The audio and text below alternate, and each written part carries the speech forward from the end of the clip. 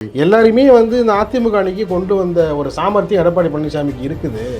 அதே போல் சசிகலா அவர்களையும் ஓபிஎஸ் அவர்களையும் இன்னும் பல கட்சித் தலைவர்களையும் இங்கே கொண்டு வரதுக்கான சாமர்த்தியம் நிச்சயமாக உண்டு. அந்த அறிவிப்பு வந்ததுக்கப்புறம் வேறு விதமான காய்களை நகர்த்தக்கூடும் அவர் அப்படின்னு சொல்கிறாங்க. அரசியல் பார்வையாளராக உங்களுடைய பதில்.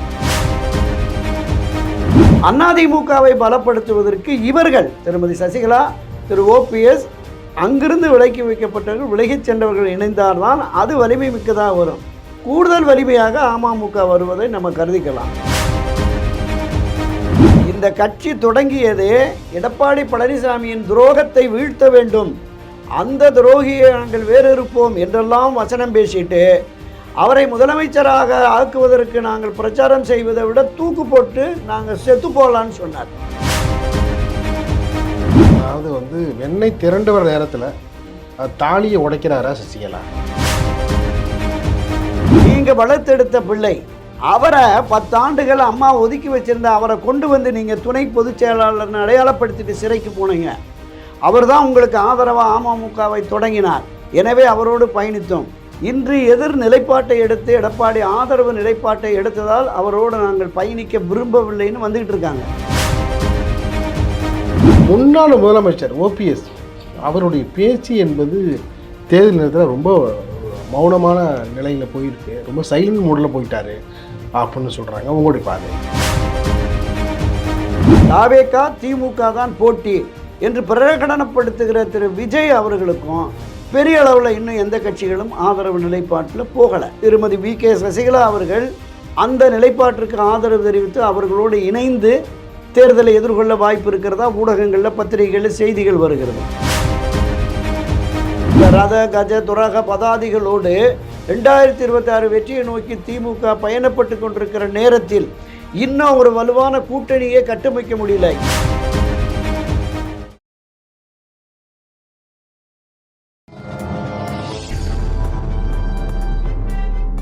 பத்திரிகை.com நேயர்களுக்கு இனிய வணக்கம். பரபரப்பான அரசியல் சூழலில் நம்மோடு இணைந்திருப்பவர் மூத்த பத்திரிகையாளர் துரைக்கருணா அவர்கள். வணக்கம் ஐயா. வணக்கம். வணக்கம் சார். நலமா இருக்கேன். நீங்கள் நலமா இருக்கீங்க? நல்லா இருக்கேன் ஐயா. மகிழ்ச்சி, நன்றி, சிறப்பு. ஒவ்வொரு கட்சிகளும் கூட்டணிக்கு அணக்கை காய் நகர்த்தலை தீவிரப்படுத்தி வரும் வேளையில் சசிகலா அவருடைய அதிரடி திட்டம், அதாவது பார்த்திங்கன்னா இவ்வளோ நாள் அமைதியாக இருந்துட்டு இப்பொழுது பார்த்திங்கன்னா ஒரு வேறு விதமான நிலைப்பாடை எடுத்திருப்பதாக தகவல் வருகின்றன.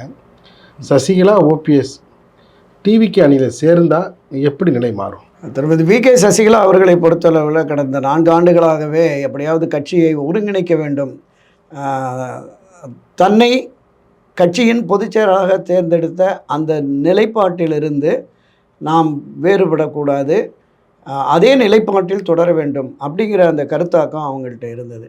அதனால தான் கோர்ட்டில் அந்த பொதுக்குழு எடுத்த முடிவு செல்லாது, ஒருங்கிணைப்பாளர் இணை ஒருங்கிணைப்பாளர் என்று திருத்தம் கொண்டு வந்தது செல்லாதுன்னு அவங்க போனாங்க. ஆனால் கோர்ட்டில் இது வரைக்கும் சிட்டி சிவில் கோர்ட்டில் பெரிய அளவில் சாதகமான தீர்ப்பு கிடைக்கல. இன்னும் அந்த ரைட்ஸுக்காக அவங்க ஆமாம், அவங்க இன்னும் அந்த சட்ட ரீதியான போராட்டம் ஒரு பக்கம் தொடர்ந்துக்கிட்டு, ஒரு பக்கம் கட்சியை ஒருங்கிணைத்து இந்த ஒருங்கிணைவோம் வென்றிடுவோம் அப்படிங்கிற சுலோகத்தை வச்சு தான் பயணப்பட்டுக்கிட்டு இருந்தாங்க. 2021 தேர்தலின் போது அவங்களுக்கு ஒரு பெரிய அளவில் பெங்களூர் சிறையிலேருந்து வர்றபோது ஒரு பெரிய மாஸ் இருந்தது. நம்ம பார்த்தோம், கிட்டத்தட்ட ஒரு 20-22 மணி நேரம் பெங்களூர்லேருந்து சென்னை வர வரைக்கும் இருந்தது, ஒரு பெரிய கூட்டம் இருந்தது. அந்த தருணங்களே அவர் தவற விட்டார். ஆமாம். அப்போ நான் நேரடி அரசியலில் ஈடுபடுவேன்னு விருதாசலம் வரைக்குமே விழுப்புரம் வரைக்குமே சொல்லிகிட்டு இருந்தாங்க.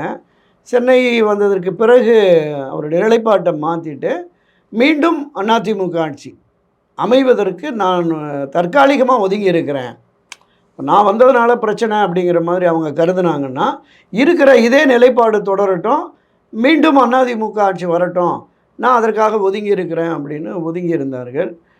ஆனால் ஒதுங்கி இருந்ததற்கு பிறகு 2021 தோல்வி, அதை தொடர்ந்து இடைத்தேர்தல்களில் தோல்வி, உள்ளாட்சி தேர்தல்களில் தோல்வி, இப்படி தொடர் தோல்விகள், கிட்டத்தட்ட ஒரு 8-10 முறை தொடர் தோல்விகள் வந்த நிலையில் 2024 ஏற்பட்ட ஒரு பெரும் தோல்வி என்பது அவருக்கு ஒரு மிகப்பெரிய மன உளைச்சலை, கலக்கத்தை, கவலையை ஏற்படுத்தினது. ஸோ இனியும் நாம் பொறுத்திருந்தால் சரியாக இருக்காதுன்னு சொல்லிட்டு உள் வட்டாரத்தில் இருக்கிற பல முன்னணியினரோடு பேசினாங்க. இப்படியே போனால் கட்சி 2026 என்ன ஆகும் அப்படின்னு. அவர்களுமே இல்லைம்மா பேசி சரி பண்ணிடுவோம் அப்படின்னாங்க. அவர்கள் எடுத்த முயற்சியும் எடப்பாடி பழனிசாமியினுடைய பிடிவாதத்தால் அவர்கள் எடுத்த முயற்சி எந்த பலனும் அளிக்கலை. அப்போ இப்படி பலனளிக்காத சூழலில் 2026 தேர்தல் வந்தது. இந்த 2026 தேர்தலையும் நம்ம வந்து ஒதுங்கி இருக்கக்கூடாதுங்கிற முடிவுக்கு வந்துட்டாங்க. ஒரு விஷயம் உங்களுக்கு வந்து ஞாபகப்படுத்த பார்க்குறேன். சொல்லுங்கள். அதாவது பார்த்தீங்கன்னா சசிகலா அவர்கள் ஒற்றுமை என்கிற விஷயம் மீண்டும் மீண்டும் வலியுறுத்தினார். அது எதிரும் புதிருமாக இருந்த இபிஎஸ் அவர்களும் டிடிவி அவர்களும் இப்போ என்டிஏ கூட்டணியில் ஒன்றா இருக்கிறாங்க. அதை பார்த்து இவங்க வந்து வர இருக்கக்கூடிய நிலையிலேருந்து மாறி இப்போ மாறுபட்ட நிலை எடுப்பது அது ஒரு கேள்விக்குறியாக மாறாதா? ஏன்னா அந்த ஒரு பேச்சு இருக்கும்ல. நிச்சயமா திருமதி வி.கே. சசிகலா ஒற்றுமை என்று வலியுறுத்துவது அண்ணா திராவிட முன்னேற்ற கழகத்திலிருந்து விலக்கி வைக்கப்பட்டவர்கள், விலகிச் சென்றவர்கள், குறிப்பாக திரு ஓபிஎஸ், திருமதி சசிகலா இவர்களுடைய ஆதரவாளர்கள், இவர்களை ஒருங்கிணைத்தால் தான் கட்சி வலிமைப்படும் என்பதுதான் அவங்க தொடர்ந்து போராடிக்கிட்டு வர்றாங்க. இவர் டிடிவி தினகரன் அம்மா மக்கள் முன்னேற்ற கழகம் என்கிற ஒரு அரசியல் கட்சியை தொடங்கி தனித்து பயணிக்கிறார். ஏற்கனவே கடந்த 9-10 ஆண்டுகளாக திரு எடப்பாடிக்கு எதிரான நிலைப்பாட்டை எடுத்து தான் அவர் பயணித்து வருகிறார். எனவே அந்த இணைப்பு என்பது என்டிஏவை பலப்படுத்துவதற்கான ஒரு விஷயமாக தான் நம்ம பார்க்கணும். அதிமுகவை பலப்படுத்துவதற்கு இவர்கள் திருமதி சசிகலா, திரு ஓபிஎஸ், அங்கிருந்து விலக்கி வைக்கப்பட்டவர்கள், விலகிச் சென்றவர்கள் இணைந்தால்தான் அது வலிமை மிக்கதாக வரும். கூடுதல் வலிமையாக அமமுக வருவதை நம்ம கருதிக்கலாம். இன்னொன்று, திருமதி சசிகலா அவர்களுக்கு துரோகம் இழைத்து விட்டார் எடப்பாடி பழனிசாமி அப்படிங்கிறது அவருடைய ஆதரவாளர்கள் குற்றச்சாட்டாக இருக்குது. மிகப்பெரிய முதலமைச்சர் பொறுப்பில் அமர வைத்த அவரை வந்து கட்சிக்கு அதிமுகவுக்கும் தொடர் இல்லை, அவர் வந்து யார் அவர், அந்த சூரியனை பார்த்து ஏதோ அப்படிங்கிற மாதிரியெல்லாம் விமர்சனம் கடுமையாக வைத்த எடப்பாடி பழனிசாமி, திரு தினகரன் அவர்களும் கடந்த ஒரு 2 மாதத்துக்கு முன்பு வரையிலும் கடைசி மாதம் வரைக்கும் கடுமையாக தான் நீங்கள் கொஞ்சம் மாதிரி கடந்த மாதம் வரைக்குமே மிக கடுமையாக விமர்சித்து வந்தார். இந்த கட்சி தொடங்கியதே எடப்பாடி பழனிசாமியின் துரோகத்தை வீழ்த்த வேண்டும், அந்த துரோகியை நாங்கள் வேறிருப்போம் என்றெல்லாம் வசனம் பேசிட்டு அவரை முதலமைச்சராக ஆக்குவதற்கு நாங்கள் பிரச்சாரம் செய்வதை விட தூக்கு போட்டு நாங்கள் செத்து போகலான்னு சொன்னார். அப்போ இந்த அளவிற்கு இவ்வளவு மோசமான ஒரு விமர்சனத்தை தாண்டி அங்கே போகிறார். ஏற்கனவே எடப்பாடி பழனிசாமி செய்த துரோகத்தை விட இப்போது திரு டிடிவி தினகரன் செய்திருக்கிற துரோகம் என்பது, திருமதி சசிகலா அவர்களுக்கு செய்திருக்கிற துரோகம் என்பது மிக மிக மோசமான ஒரு துரோகமாகத்தான் அவருடைய ஆதரவாளர்கள், யாருடைய ஆதரவாளர்கள், டிடிவி தினகரனுடைய ஆதரவாளர்கள் பேசுகிறார்கள். கடந்த ஒரு வாரமாக நீங்கள் பார்க்கலாம், தென் மாவட்டங்களில், டெல்டா மாவட்டங்களில் இருந்து அமமுகவில் பயணிக்கிற மாவட்ட, மாநகர, நகர, ஒன்றிய நிர்வாகிகள் பலரும் வரிசையாக வந்து சேர்ந்துட்டு இருக்காங்க.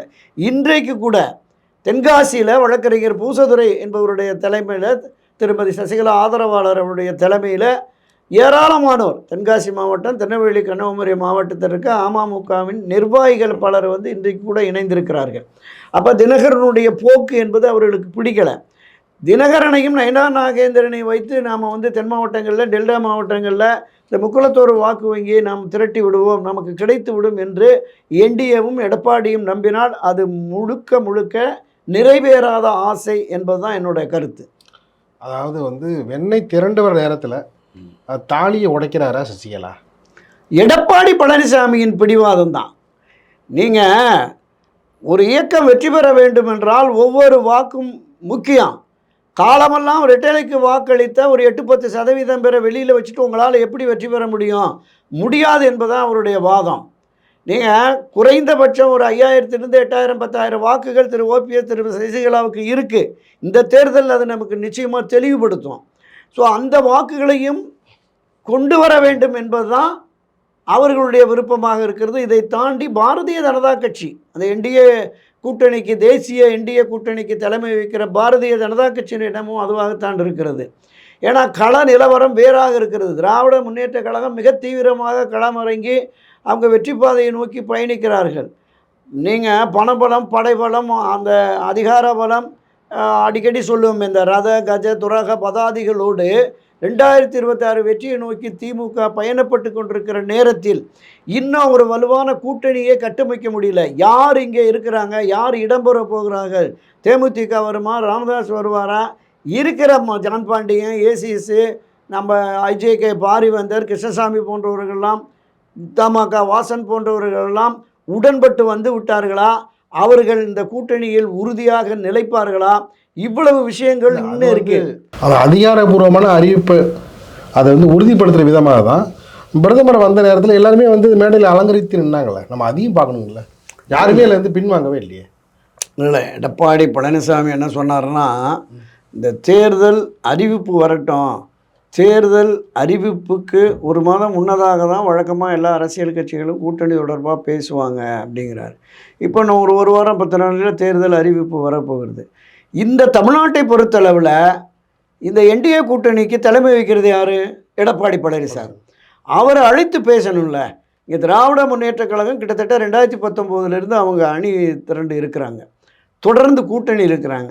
ஆனால் அவ்வப்போது ஒரு மாதத்துக்கு ஒன்று, 2 மாதத்துக்கு ஒன்று, 3 மாதத்துக்கு ஒன்று ஏதாவது ஒரு நிகழ்ச்சியை வச்சு அந்த கூட்டணி தலைவர்களை பூரா மேடையில் ஏற்றிடுறாங்க. ஒரு முறையாவது திரு எடப்பாடி பழனிசாமி இந்த கூட்டணி கட்சி தலைவர்களை பொது மேடை ஏற்றி திராவிட முன்னேற்றக் கழக ஆட்சியை அகற்றணும், இந்த ஆட்சிக்கு எதிராக ஒவ்வொரு அரசியல் கட்சியும் தங்களுடைய கருத்துக்களை பதிவு செய்யணும் அப்படின்னு எங்கேயாவது நடந்திருக்கா? நீங்கள் கடந்த காலங்களில் ஒவ்வொரு முறையுமே அன்றைய திராவிட முன்னேற்றக் கழக தலைவர் கலைஞர் கருணாநிதி என்ன பண்ணுவார்னா, இந்த திமுக ஆட்சிக்கு எதிரான மனநிலை, அதிமுகவை ஆட்சிக்கு கொண்டு வர வேண்டும் என்று யாரெல்லாம் இணைந்து பயணித்தார்களோ அவங்க கருத்து மாறுபாடு ஏற்பட்டு அந்த ஆட்சிக்கு ஆதரவு தராமல் விலகுகிறார்களோ அவங்கள கூட அப்படியே எடுத்துகிட்டு போய் ஒரு திமுக பொது மேடையை உருவாக்கி அங்கே ஏற்றிடுவார். 2 வருஷம் 3 வருஷமாக அவங்கள வச்சு அதிமுக ஆட்சிக்கு எதிராக பிரச்சாரம் பண்ணி திமுக ஆட்சியை கொண்டு வந்துடுவார். அந்த நிலைப்பாட்டை எடப்பாடி எடுத்திருக்காரான்னு நம்ம பார்க்கணும். இந்த 4.5 வருஷமாக எடப்பாடி ஆட்சிக்கு எதிராக எத்தனை போராட்டங்கள், எத்தனை ஆர்ப்பாட்டங்கள், எத்தனை ஊர்வலம், மறியல், எவ்வளோ பண்ணாங்க திமுக? என்ன பண்ணார் எடப்பாடி பழனிசாமி? எதுவுமே பண்ணலை, அவர் செய்யலை. திமுக ஆதரவு நிலையில் இருக்கிற அமைப்புகள், சங்கங்கள், பல்வேறு அரசு ஊழியர்கள், ஆசிரியர்கள் போராட்டம் எடப்பாடிக்கு எதிராக நடத்தின போது அங்கேயெல்லாம் அன்றைய எதிர்க்கட்சி தலைவர் ஸ்டாலின் அங்கே போய் உட்காந்து இந்த ஆட்சியை அகற்றுங்க, இவங்க எதுவும் பண்ண மாட்டாங்க, நாங்கள் வந்தோடனே உங்களுக்கு செய்கிறோன்னு உறுதிமொழியெல்லாம் கொடுத்தாங்கல்ல. ஒரு போராட்டத்தில் எடப்பாடி பழனிசாமியும் மற்றவங்களும் போய் விவசாய போராட்டம், தொழிலாளர் போராட்டம், அரசு ஊழியர், ஆசிரியர், டாஸ்மாக் போராட்டம், மின்வாரிய ஊழியர்கள், அத்தனை போராட்டங்கள் நடந்ததில்லை. ஒரு போராட்டத்துக்காவது நான் ஆதரவு தெரிவிக்கிறேன், இந்த திமுக ஆட்சியை அகற்றுங்கள், நான் வந்து எல்லாம் செய்வேன், இன்றைக்கி வாக்குறுதி கொடுக்குறாருல, இந்த வாக்குறுதிகளை எங்கேயாவது கொடுத்துருக்காரா? அப்போ இவருடைய நோக்கம் என்ன? மீண்டும் திமுக ஆட்சிக்கு வரட்டும், நாம் இப்படியே எதிர்க்கட்சி தலைவராக கூட இருந்துருவோம் என்கிற மனோநிலை உருவாகிவிட்டதோ என்கிற பொதுவெளி சந்தேகம் ஊர்ஜிதப்படுத்தப்படுகிறது. அப்படிதான் என்னுடைய குற்றச்சாட்டு.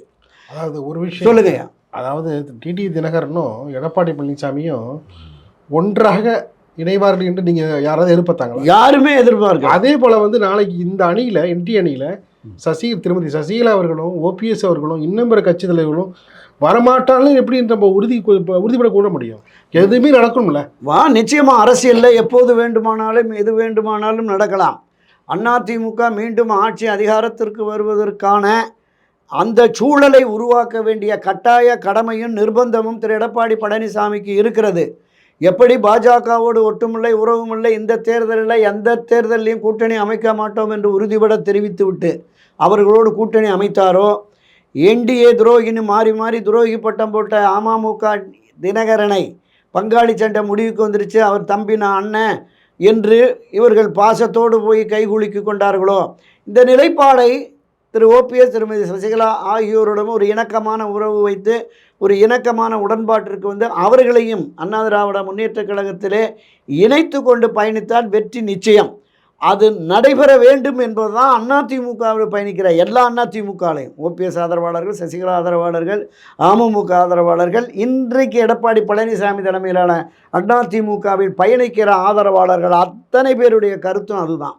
நீங்கள் குறிப்பிட்ட மாதிரி அப்படி ஒரு இணைப்பு சாத்தியம் என்று காத்திருந்தார்கள் கடந்த ஒரு வாரம் வரைக்கும். அது உறுதியாக இல்லை என்று எடப்பாடி பழனிசாமி டெல்லியிலே போய் ஓபிஎஸ்க்கும் சசிகலாவுக்கு இங்கே இடமே இல்லை என்று தெரிவித்ததன் விளைவாகத்தான் இதே போல தான் வந்து தினகரன் சொன்னார். ஆமாம் ஆமாம், அடுத்த நாளே நடந்து 2 பேரும் ஒன்றா இருக்காங்க. நிச்சயமா அது நடந்தால் ஆட்சிகள் மாறும்ல. அது நடந்தால் திரு ஓபிஎஸ், திருமதி சசிகலா அவர்கள் வருகிற பொழுது நிச்சயமாக ஒரு வலிமை மிக்க ஒன்றுபட்ட அதிமுக உருவாகும். அது ஒரு வலுவான கூட்டணியை கட்டமைக்கும், ஆட்சி மாற்றத்தை கொண்டு வரலாம். அதற்காக தான் அவங்க இன்னும் காத்திருக்கிறாங்க. எதிர் நிலைப்பாட்டை எடுத்து இந்த மாதம் 24ஆம் தேதி செல்வி ஜெயலலிதா அவனுடைய அந்த பிறந்த நாளை ஒட்டி ஒரு அறிவிப்பு வருங்கிறாங்க. அது வரைக்கும் சசிகலா வந்து அமைதி காப்பாங்க. ஆமாம். இன்னைக்கு தேதி 11 ஆயிடுச்சு. இன்னும் ஒரு 10, 13 நாட்கள் அமைதி காப்பார்கள். அவருடைய ஆதரவு நிலைப்பாட்டில் உள்ளவர்களோடு ஆலோசனை நடத்தி வருகிறார். இதில் இன்னொரு தகவல், கூடுதல் தகவல் என்னன்னு கேட்டிங்கன்னா, அமமுகவில் என்டிஏவில் இணைந்து திரு எடப்பாடியோடு தினகரன் கைகோர்த்த விஷயம் என்பது கீழே இருக்கிற மாநில, மாவட்ட, நகர, ஒன்றிய நிர்வாகிகள், முன்னாள் எம்எல்ஏ, முன்னாள் எம்பிக்கள் அவரோடு பயணித்த பெரும்பாலானோருக்கு பிடிக்கலை. அதனால தான் இன்றைக்கு நான் முதல் சுற்றில் சொன்னது மாதிரி தென் மாவட்டங்களில் இருந்த பல நிர்வாகிகள் இப்போது வந்து திருமதி சசிகலா அவர்களை சந்தித்து உங்கள் ஆதரவு நிலைப்பாட்டை எடுக்கிறோமா, அமமுக என்கிற அரசியல் கட்சி தொடங்கியதே உங்களால் தான், உங்களுக்காகத்தான். நீங்கள் அதிமுகவை மீட்டெடுக்கிற பொழுது அதற்கு ஒரு இணை அமைப்பாக இது இருக்கும், அப்புறம் உங்களோடு இணைந்து பயணிப்போம் என்கிற நம்பிக்கையை உங்களால் அடையாளப்படுத்தப்பட்ட உங்களுடைய மகன் நீங்கள் வளர்த்தெடுத்த பிள்ளை, அவரை 10 ஆண்டுகள் அம்மா ஒதுக்கி வச்சுருந்த அவரை கொண்டு வந்து நீங்கள் துணை பொதுச் செயலாளர்னு அடையாளப்படுத்திட்டு சிறைக்கு போனீங்க. அவர் தான் உங்களுக்கு ஆதரவாக அமமுகவை தொடங்கினார். எனவே அவரோடு பயணித்தோம். இன்று எதிர் நிலைப்பாட்டை எடுத்து எடப்பாடி ஆதரவு நிலைப்பாட்டை எடுத்ததால் அவரோடு நாங்கள் பயணிக்க விரும்பவில்லைன்னு வந்துக்கிட்டு இருக்காங்க. அப்போ விரைவாக நீங்கள் குறிப்பிட்டபடி இந்த ஒருங்கிணைப்பு நடக்குமே என்றால் அமமுகவையும் கூட அதை கலைச்சிட்டு அதிமுகவில் இணைஞ்சிடலாம். அது ஒரு தனி கட்சி, நீ போக தேவையில்லை. இல்லை, அவரே அதான் சொல்கிறார். அம்மாவி தொண்டர்களெல்லாம் ஒன்றா சேர்ந்துருக்கோம். ஆமாம், அதான் சொல்கிறாரு. வெளிப்படையாக அமமுகவை கலைச்சிட்டு திரு ஓபிஎஸ், திருமதி சசிகலா எல்லோரையும் இணைத்து கொண்டு திரு எடப்பாடி பழனிசாமி, திரு தினகரன், திரு ஓபிஎஸ், திருமதி சசிகலா 4 பேரும் உட்கார்ந்து அமர்ந்து பேசி இந்த கட்சி முக்கியம், கட்சியின் எதிர்காலம் முக்கியம், கட்சியின் வெற்றி முக்கியம், கட்சியை நம்பி இருக்கிற இந்த 2 கோடி தொண்டர்களுடைய அரசியல் எதிர்காலம் முக்கியம், குறிப்பாக திராவிட முன்னேற்றக் கழகத்தை ஆட்சி அதிகாரத்திலிருந்து அகற்றுவது முக்கியம் என்று கருதி தங்களுடைய சுயநலத்தை மறந்து பொதுநலம், கட்சி முக்கியம் என்று கருதி ஒருவருக்கு ஒருவர் விட்டு கொடுத்தால் இந்த 2026 தேர்தலில் இவர்கள் எதிர்பார்க்கிற பலனை அடையலாம், திமுக ஆட்சியை அகற்றலாம். அந்த நிலைப்பாடு வருமா அப்படிங்கிறத நம்ம பொறுத்துன்னு தான் பார்க்கணும். ஏன்னா எல்லாருமே வந்து விஜயை நோக்கி போன நிலையை மாற்றி எல்லாருமே வந்து இந்த அதிமுக அணிக்கு கொண்டு வந்த ஒரு சாமர்த்தியம் எடப்பாடி பழனிசாமிக்கு இருக்குது. அதே போல் சசிகலா அவர்களையும் ஓபிஎஸ் அவர்களையும் இன்னும் பல கட்சித் தலைவர்களையும் இங்கே கொண்டு வரதுக்கான சாமர்த்தியம் நிச்சயமாக உண்டு. அந்த அறிவிப்பு வந்ததுக்கப்புறம் வேறு விதமான காய்கள் நகர்த்தக்கூடும் அவர் அப்படின்னு சொல்கிறாங்க. அரசியல் பார்வையாளராக உங்களுடைய பதில்? இல்லைப்பா, அந்த அளவிற்கு ஒரு சாமர்த்தியமோ சாணக்கியத்தனமோ திரு எடப்பாடி பழனிசாமிக்கு இருப்பதாக நான் கருதவில்லை. என்னன்னா, நீங்கள் குறிப்பிட்ட மாதிரி தாவேகாவுக்கு போகிறதுக்கான ஒரு சூழல் என்பது அமமுகவுக்கு மட்டும்தான் இருந்தது. அமமுக மட்டுமே தான் தாவேகா கூட பணவாரில்லை அப்படிங்கிற மாதிரி விஜயனுடைய அந்த அரசியல் வருகையை வரவேற்று சில கருத்துக்களை தெரிவித்தார். ஆமாம், ஒரு வலுவான கூட்டணி அங்கே தாவேகா தலைமையில், விஜய் தலைமையில் உருவாகுமே என்றால் அங்கே போவதற்காக இவர் திரு அன்புமணி அவர்களும் கூட விருப்பப்பட்டார்கள். ஆனால் நிலைமை வேறாக இருக்கிறது. அவர்களோடு பெரிய அளவில் அவர் ஆட்சி அதிகாரத்தில் பங்கு என்று தெரிவித்த நிலையிலுமே பெருமளவு அங்கே அந்த அந்த இடைத்தரகர்களாக அந்த பேச்சுவார்த்தைக்கு சரியான நபர்கள் இல்லை அப்படிங்கிறது தான் நான் என்னோடய பார்வையாக இருக்குது. அங்கிருந்து வருகிற அரசியல் கட்சிகளை, அரசியல் பெருமளை அரவணைத்து ஒரு வலுவான கூட்டணியை உருவாக்குவதற்காக அவர்கள் தவறிவிட்டார்கள். அதனால தான் நீங்கள் குறிப்பிட்ட திரு தினகரன் அவர்களும் திரு அன்புமணி அவர்களும் இன்றைக்கு என்டிஏ அணியில் வந்து இணையக்கூடிய வாய்ப்பு இருந்தது. தொடர்ந்து அவர்கள் ஏற்கனவே என்டிஏவில் பயணித்தவர்கள். என்டிஏவும் இதில் முன்முயற்சி எடுத்து, பாரதிய ஜனதா கட்சியும் இதில் முன்முயற்சி எடுத்து அவர்கள் எடுத்ததன் அந்த பயனாகத்தான் வந்து இங்கே திரு எடப்பாடியை சந்தித்து இணைஞ்சிருக்கிறாங்க அப்படிங்கிறது நம்ம பார்க்கணும். இதே நிலைப்பாட்டில் அவர் இருந்து கட்சி எல்லோருமே ஒருங்கிணைக்க வேண்டும் என்கிற கருத்தாக்கம் உருவாகி திரு எடப்பாடி பழனிசாமி இந்த முயற்சியை, நீங்கள் வெளியில் இருக்கிற அரசியல் கட்சிகளை விட காலமெல்லாம் ரெட்டலைக்கு வாக்களித்தவர்கள் வெளியிலே இருக்கிறார்கள், அவர்களை அரவணைத்துக் கொள்வோம் என்கிற மனப்போக்கு உருவாகி அந்த கருத்தாக்கம் ஏற்பட்டு அவர்கள் அந்த முடிவை எடப்பாடி பழனிசாமி எடுப்பாரே என்றால் நிச்சயமாக வெற்றி. அப்படி இல்லைன்னா எடப்பாடியை தோற்கடிப்பதற்கு தான் இப்போ திருமதி வி.கே. சசிகலா அவர்களும் 2021 மாதிரி நான் ஒதுங்கி இருக்க மாட்டேன், நீங்கள் போய் களப்பணியில் ஈடுபடுங்க, களம் காண்போம், வெற்றி காண்போம் அப்படின்னு களத்தில் இறக்கிட்டாங்க. பல தொகுதிகளில் நீங்கள் தான் வேட்பாளர், நீ போய் தொகுதி வேலையில் பாருட்டாங்க. அவங்க எல்லாமே எதிர்நிலைப்பாட்டை, இந்த பக்கம் திரு ஓபிஎஸ் அவரும் சில தொகுதிகளில் எதிர்நிலைப்பாட்டை எடுத்தால் மிக மோசமான தோல்வியை திரு எடப்பாடி பழனிசாமி சந்திப்பார். அந்த எடப்பாடி பழனிசாமியினுடைய பிடிவாதத்தால் அதிமுகவினுடைய எதிர்காலமே பாழாகிவிடும் என்றுதான் அதிமுகவில் பயணிக்கிற கோடிக்கணக்கான தொண்டர்கள், கோடிக்கு மேற்பட்ட தொண்டர்கள் வேதனையாகத்தான் இருக்குது. எப்படி அமையப்போகிறது கூட்டணி, எப்படி திமுக அணியை வீழ்த்த போகிறார்கள் என்பது ஒரு $1 மில்லியன் கொஸ்டின்ங்கிற மாதிரி தான் நம்ம கருத வேண்டியது இருக்குது. எடப்பாடி பழனிசாமி அதே போல் வந்து தினகரன், சசிகலா இவங்களாம் வந்து இப்போ பேசும்போதெல்லாம் மாறிட்டாங்க. முன்னாள் முதலமைச்சர் ஓபிஎஸ் அவருடைய பேச்சு என்பது தேர்தல் நேரத்தில் ரொம்ப மௌனமான நிலையில் போயிருக்கு, ரொம்ப சைலண்ட் மோடில் போயிட்டாரு அப்படின்னு சொல்கிறாங்க. உங்களுடைய பார்வை? இல்லை கடந்த 6 மாதங்களாக அவர் தான் லைம் லைட்டில் இருக்கார். இப்போ ஒரு விஜயமாக இல்லை இப்போவும் கடந்த தை பிறந்தால் வழி பிறக்கும் என்று சொன்னதற்கு பிறகும் கூட அந்த தை மாதத்தில் ஒவ்வொரு இடத்துலையும் போய் உங்களுடைய முடிவு என்னங்கிறாங்க. அவருக்கு இப்போ திமுக தரப்பிலிருந்து பேசுகிறார்கள், தாவேகா தரப்பிலிருந்து பேசுகிறார்கள், என்டிஏ அணியிலிருந்து பேசுகிறார்கள். அவருடைய எண்ணம், நோக்கம், செயல் ஒரே சிந்தனை, ஒரே லட்சியம், ஒரே நோக்கம். அனைத்து இந்திய அண்ணா திராவிட முன்னேற்ற கழகத்தில் தன்னுடைய அந்த உரிமை மீட்பு கழகத்தின் தொண்டர்களை இணைக்க வேண்டும் என்பதுதான். அதற்கு பாஜக ஏதாவது முயற்சி மேற்கொள்ளும் அப்படின்னு தான் கடைசி வரைக்கும் அமித்ஷாவை நம்பினார். பீயூஷ் கோயல் மற்ற ஆட்கள்லாம் வந்து அதுக்கான முயற்சியில் ஈடுபடுவதாக அவருக்கு தகவல் தெரிந்ததுனால பொறுமை காத்திருந்தார். இன்னும் பொறுமை காக்கிறார். இப்போதும் கூட அந்த பாரதிய ஜனதா கட்சி சர்க்கிளில் இருக்கிற இந்த உள்ளடி வேலைகள், குழப்பங்கள்லாம் இப்போ நிறைய நடந்துக்கிட்டு இருக்குது. ஸோ இதற்கு முதல்ல அவங்க ஒரு தீர்வு கண்டுவிட்டு அப்புறம் இந்த விஷயத்தை முன்னெடுப்பார்கள், கையில் எடுப்பார்கள் அப்படிங்கிற எதிர்பார்ப்போடு தான் திரு ஓபிஎஸ் அவர்கள் இருக்கிறார்கள். அது சாத்தியப்படவில்லை என்றால் இந்த 3 ஆப்ஷனில் திமுக போகிறதா, அல்லது தாவேகாவோட கூட்டணி போகிறதா, அல்லது மீண்டும் என்டிஏ அணியிலே வந்து குறைந்தபட்ச இடங்களை வாங்கி போட்டியிடுகிறதா, இந்த 3 இல்லை என்றால் 2026 தேர்தலை புறக்கணித்து விட்டு நாம் 2026 இந்த கட்சி மீண்டும் ஒருங்கிணைய வேண்டும் என்கிற கோரிக்கை என்பது மிக வலுவாக, மிக தீவிரமாக எழக்கூடிய சூழலில் நம்முடைய பங்களிப்பு, நம்முடைய தேவை அவர்களுக்கு ஏற்படும் என்று கருதி என்னை நம்பி இருக்கிற என்னுடைய ஆதரவாளர்கள் இந்த தேர்தலில் உங்களுடைய மனச்சாட்சிப்படி வாக்களியுங்கள், நான் இந்த தேர்தலில் போட்டியிடவில்லை, இந்த உரிமை மீட்பு களம் ஒதுங்கி இருக்கிறது அப்படிங்கிற நிலைப்பாட்டை எடுக்க கூட கூடுதல் வாய்ப்பு இருக்கிறதா நான் பார்க்குறேன். ஒருவேளை ஒரு அரசியலேருந்து ஒதுங்குற சூழல் அந்த நிலைப்பாடு எடுப்பதற்கான சூழலும் இருக்கும் அப்படின்னு அதுவும் பேசப்படுது. இதற்கிடையில் சசிகலா போடுற திட்டம், பிரேமலதா விஜயகாந்த் போடுற திட்டம், அதே போல் விஜய் போடுற திட்டம், எடப்பாடி பழனிசாமி அவருடைய கணக்கு, அரசியல் கணக்கு, இந்த திட்டங்கள்லாம் உங்களுக்கு வந்து நிறைவேறுமா, எளிதில் நிறைவேறுமா, இல்லை வந்து பல தடைகளை தாண்டி தான் வந்து நனவாகுமா? அது அதாவது பல பதிவுகளில் நான் குறிப்பிட்டிருக்கேன். இந்த இதுவரையிலும் நடைபெற்ற பொது தேர்தல்களிடவும் இந்த 2026 தேர்தல் என்பது ஒரு மிகப்பெரிய சவாலாக எல்லா அரசியல் கட்சிகளுக்குமே இருக்கிறது அப்படின்னு. ஒருபுறம் திமுக கூட்டணி அப்படியே இன்டாக்டாக இருக்குது, எந்த பிரச்சனையும் இல்லைன்னு புதுவெளிகளில் அவர்கள் தரப்பில் பேசினாலும் இந்திய தேசிய காங்கிரஸ் கட்சி தொடர்ந்து வலியுறுத்திடுது, ஆட்சி அதிகாரத்திலே பங்கு வேண்டும், அதிக இடங்கள் வேண்டும்ங்கிறது. இன்னும் அதுக்கு ஒரு தெளிவு பிறக்கலை. கூட்டணி ஆட்சி என்கிற கான்செப்டே தமிழ்நாட்டில் எடுபடாதுன்னு திமுக தலைவர் முதலமைச்சருமான ஸ்டாலின் திட்டவட்டமாக தெரிவிச்சிட்டார். தமிழ்நாடு காங்கிரஸ் கமிட்டிலேயே வந்து பதில் சொல்லி, ஆமாம் இனி காங்கிரஸ் என்ன நிலைப்பாட்டை எடுக்க போகிறது, அந்த கூட்டணி அப்படியே உறுதியாக இருக்குமா அப்படிங்கிறது ஒரு கேள்வி.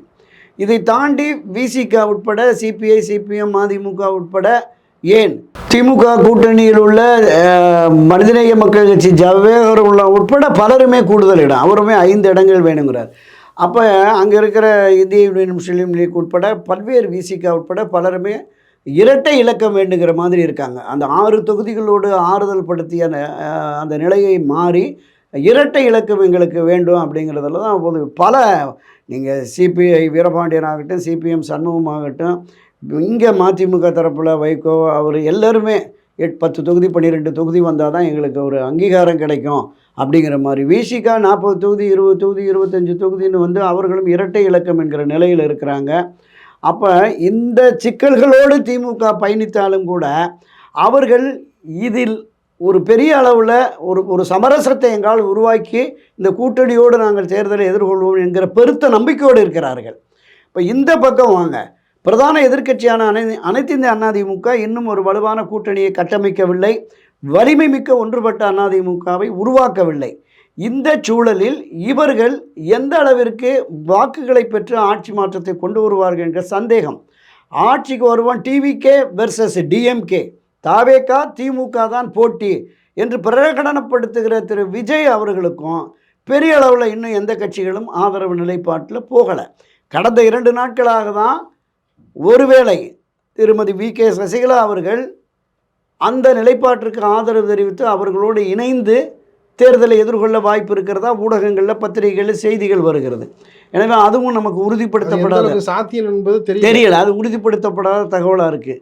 வேறு எந்த அரசியல் கட்சியும் திமுகவில் இருந்தோ அல்லது இந்த அனைத்து இந்த அதிமுக கூட்டணி இருந்தோ மற்ற கட்சிகள் போகுமா அப்படிங்கிறது நமக்கு தெரியலை. நீங்கள் குறிப்பிட்ட தேமுதிக, ராமதாஸுடைய பாமக இவர்களுடைய நிலைப்பாடும் இன்னும் இதுவரையிலும் உறுதிப்படலை. அப்போ இந்த சிக்கலான சூழல் இருக்குல்ல, இந்த சிக்கலான சூழல் திமுகவுக்கு தான் ஆதரவாக ஆதாயமாக போய்விடும்.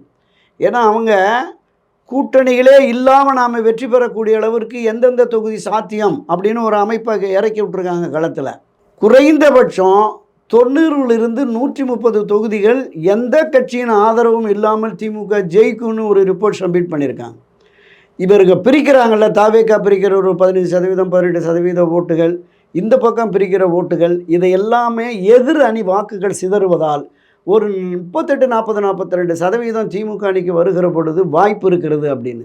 ஒருவேளை திராவிட முன்னேற்ற கழகம் தொடர்ந்து இந்திய தேசிய காங்கிரஸ் கட்சி நமக்கு நெருக்கடி கொடுக்கிறது என்று கருதி காங்கிரஸ் இல்லாமல் மற்ற கட்சிகளுக்கு 2 சீட்டு 4 சீட்டு அதிகமாக கொடுத்து காங்கிரஸை ஒதுக்கிட்டு கூட தேர்தலில் நிக்கலான்னு பேச ஆரம்பிச்சிட்டாங்க. திமுகவில் மிகப்பெரிய பலவீனமாக மாறாதா திமுகவுக்கு? இல்லை, நான் அதை தான் சொல்ல வர்றேன். ஒரு அரசியல் கட்சி ஒரு நிலைப்பாட்டை எடுக்கிற பொழுது சாதக பாதகங்களை கருதி தான் எடுக்கும். அரசியல் கணக்கு போடலாயா? அது நனவாகணும்ல, நம்ம அதையும் பார்க்கணும்ல. 2014, 2016 இந்த 2 தேர்தலையும் பாருங்க. அந்த நான் சொல்றேன், 2000 சூழல் வேற இப்போ சூழல். எந்த சூழலிலுமே இந்த நிலைப்பாட்டை ஒரு அரசியல் கட்சி எடுக்கிற பொழுது நிச்சயமாக அவங்க சக்ஸஸ் பண்ணிடுவாங்க. நான் சொல்ல அதை தான் சொன்னேன்.